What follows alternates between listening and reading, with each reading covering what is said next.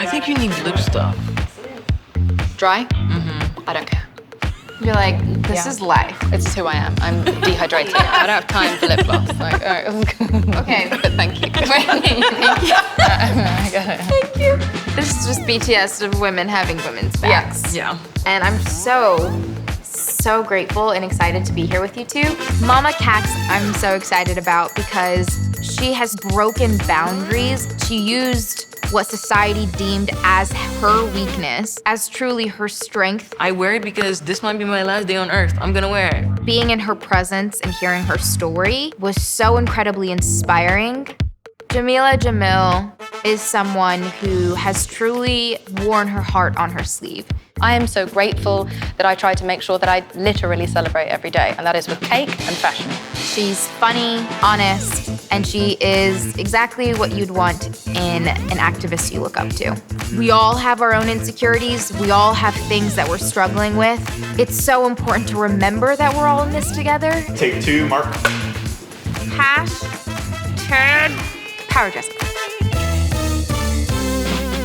What does power dressing mean to both of you? Wearing whatever it is that you want to wear, whatever makes you feel confident, as long as you are doing what makes you feel powerful. I agree. Especially being here in New York during the winter, people tend to wear a lot of dark colors, lots of black and grays.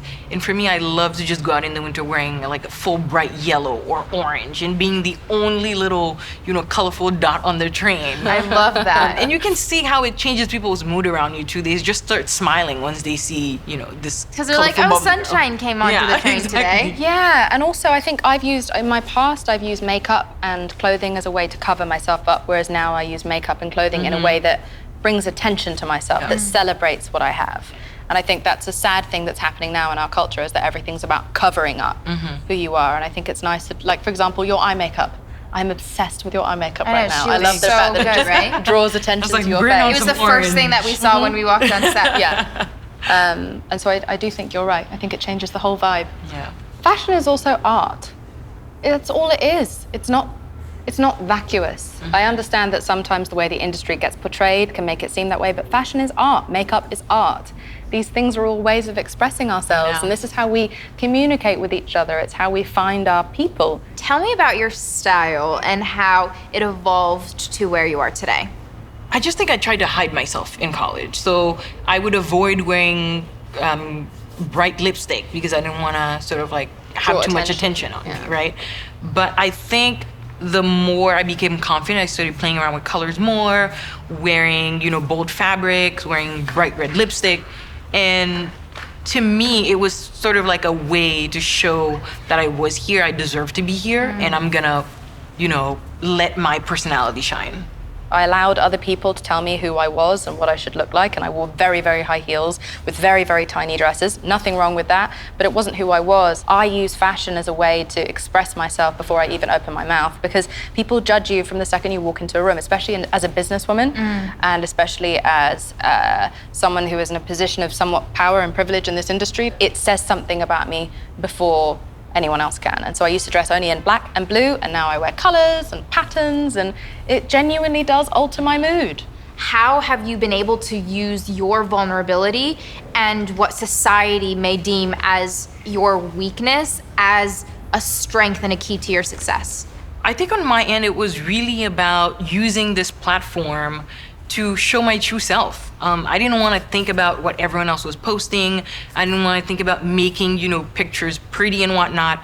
I just wanted to show who I was. It started with me posting a picture of myself with my prosthetic exposed. To me, it was about changing the narrative and showing disability does not look one way, and our lives are just so multifaceted, and I just wanted to show all the different parts of me. So that's how it started. Mine was genuinely through my I Weigh movement, me fighting back against the system and then watching literally almost 1 million people fight back with me. It's a movement against shame, and it's teaching us to rethink how we value ourselves. We deserve so much more than what we've been fed, and so it's this radically inclusive space, this wonderful, supportive community. What is one piece of advice that you'd love to leave all of us with today? Whatever you're going through, know that you are not alone. Because oftentimes I think what gets people hopeless is thinking that whatever they're going through, there's no solution and that they're the only ones going through it, know that you're not alone and there's always someone out there to help. Be your best friend. If you wouldn't tolerate something being said to someone you love, you're not allowed to say it to yourself. I learned that today. We've been the biggest inner bully our entire life, but we need to start being our best friend. It's not going to go the way you think it will every time, okay? And that's a wrap.